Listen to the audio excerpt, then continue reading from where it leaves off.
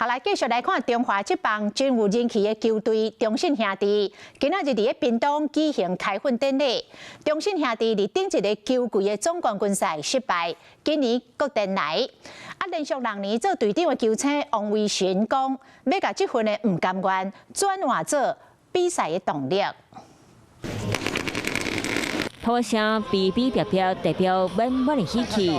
中华职棒的人气球队中信兄弟伫咧屏东园区正式开训。那新球季队长的重大责任，同款交予球星王维群。我扛啊，我扛。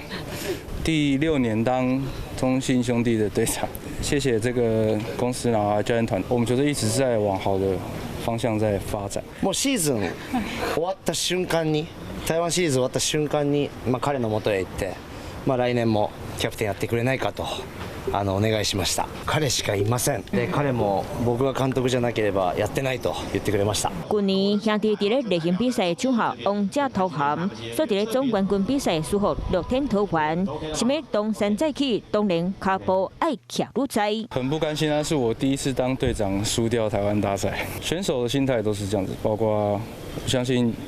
我们的教练团在当选手的时候，一定也都是这样。前一年我们输掉嘛，那我们一定会想要在今年把冠军赛赢下来。この伝統あるチームの仲間になれたことすごく嬉しく思います。一つだけ中国語覚えてきました。JY1注意安全。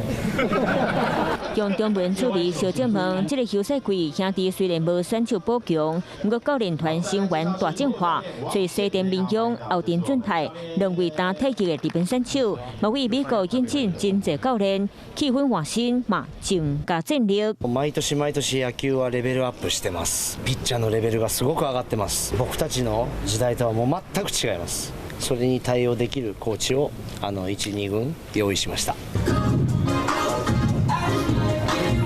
延续由梁团访新人变装秀，兄弟的开训日，大家斗阵拍拼，互相求进步，希望伫咧春训控好基础，定个拼一摆台湾第一。